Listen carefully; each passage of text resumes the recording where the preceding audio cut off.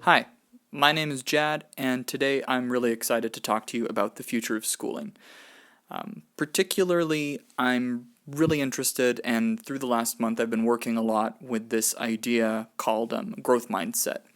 And although I have been using it, and a lot of my own teacher training has been based off of this idea of allowing students, as well as teachers, to work within a framework that promotes learning and promotes growth and promotes the measurement of achievement based on growth.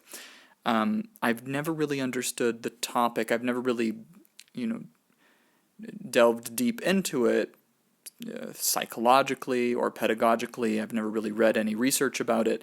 And luckily, this last month, I've spent a lot of time really getting into it, talking to my other members of my cohort, and really being able to then also exhibit it and observe it in my own class, as well as in research that I've done based on experts.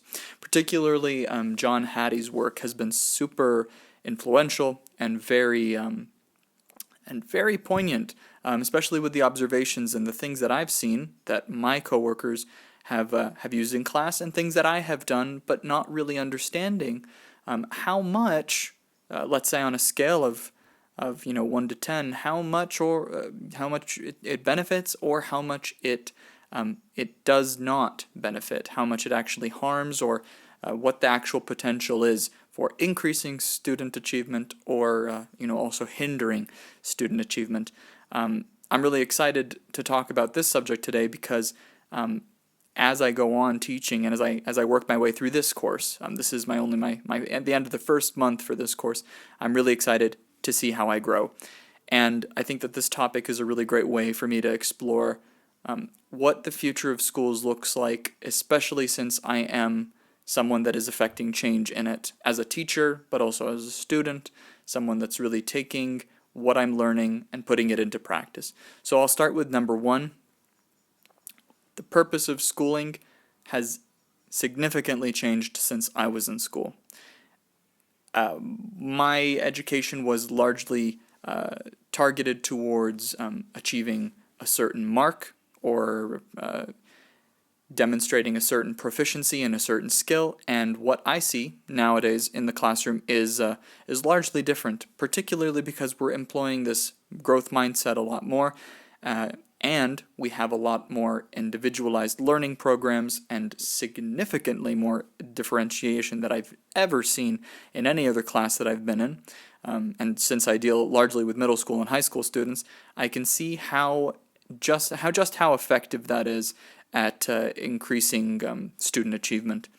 There are certainly, in my class recently, I've seen a number of different strengths and a number of different challenges that students have to face on the day-to-day, whether it comes in the form of physical disabilities, learning difficulties, mental disorders, diseases that are either non-communicable or communicable in that way that let's say, for example, with COVID or with bipolar disorder.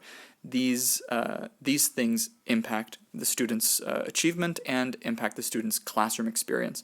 So being able to collect data, work with my colleagues, and really develop a comprehensive plan as much as I can, work through methods of intervention and strategies that can help promote the students, their achievement and their quality of work, and to then also treat the students in a way that is equitable and puts them on a level playing field in terms of identifying and being able to identify positively how their challenges are not necessarily hindrances to their achievement, that they can actually work around them, work with us, they can ask for help, and we're there to promote their idea. And so in a perfect world, the future of schooling don't have to be far different. I believe that the more that we spend time learning about methods of differentiation and understanding methods of intervention that work to help students achieve, this month's course and the lessons that I've learned from this month have really given me a positive outlook on the way that education and the classroom environment is going. In terms of teaching methods, I have really been in the last 3 or 4 years using a student-centered model, but I'm also understanding more in a high school setting and a middle school setting how effective total body response is as a teaching strategy. Getting students to get up and move around. I'm understanding how exactly useful creativity is for promoting students' achievement and for allowing that to then translate to critical thinking skills, analytical skills, problem solving. Allowing them to exercise their creativity doesn't necessarily mean that they have to be in a drama class or an art class. Although those classes need their own attention and they definitely do promote the students' just general well-being and exercises their creativity, but using creative methods that haven't been used typically in a classroom. Let's say by working on projects that illustrate something in social studies, creating posters, creating videos, writing songs, going out and creating documentaries that help students really understand through the use of the senses rather than just reading it from a book or watching a movie, really getting them involved in it. And this could be through field trips as a typical example, or this could really be from finding and creating artifacts that helps them do that. In terms of the curriculum that I see when I think about academic curricula, I don't have a lot of experience in this field, but I do see through the people that I've worked with that curriculums and assessments and subject material can be modified. And I think that by doing this through IEP programs or by creating types of learning support programs, you are modifying. And you might not say, for example, by 8th grade the students should be able to demonstrate the following proficiencies. Curriculum can be modified, and I think that as we go forward in this and as we go into the future of what students' abilities and challenges present them, we might see that learning goals and outcomes are different per student, per end of the semester, and their proficiencies are not always going to be on the same level. And you might actually have a sliding scale or a spectrum of proficiencies that, let's say, every student does not perform at an equal level in mathematics by the end of 8th grade. This has already been established. Why do we then penalize the students that do not meet those guidelines if we're measuring it in terms of map testing? Doesn't necessarily mean that these results have to be stamped in their book and used to penalize them in the future. This just means that when we're looking at curricula, these methods of instruction, these forms of intervention that we've tried to help with their achievement have not been successful. And it basically just means that we need to look through the data that we've collected on these students and the ways that the teaching has been conducted in those classrooms, what has been going on holistically in that student's life, and help them out. And this is where I can see my passion for academic intervention, counseling, parental guidance, extracurriculars, and then creating a much more pleasant experience, a much more growth-oriented mindset in a school.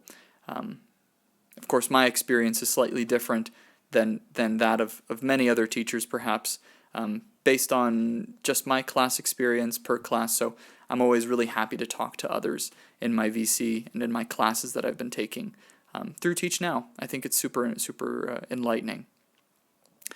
And I think finally something that really hits home with me a lot is just the community involvement. One of the largest and most significant events that happened to me was my high school preparation and career outlooks. I had always wanted to go into education, partly because my mother was a teacher, was an elementary teacher, and although I didn't really see elementary school as my final goal or as my career, but I did see that teaching was something that I was passionate about, and I did want to create change for the good. I didn't have the best experience in school. I struggled in a lot of ways, and I did not feel like I received the help that I needed. It wasn't successful, but I persisted, and I went to college, and I did as much as I could to try to improve my own outlook and to retrain my idea that school isn't a place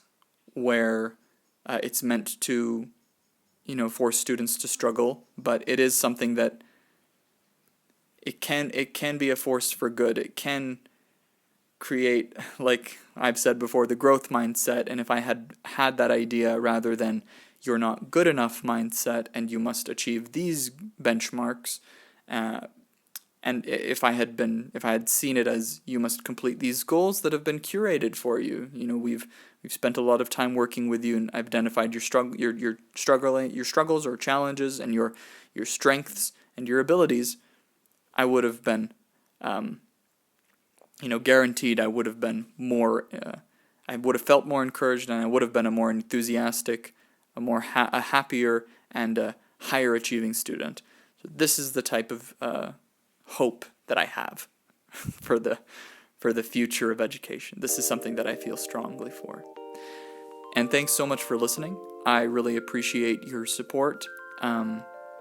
That's the end of the subject that I was really discussing, the future of education, mainly in terms of re-examining the importance of a growth mindset, to understand how that impacts students and how that changes teaching and how it reimagines the greater impact on student learning development.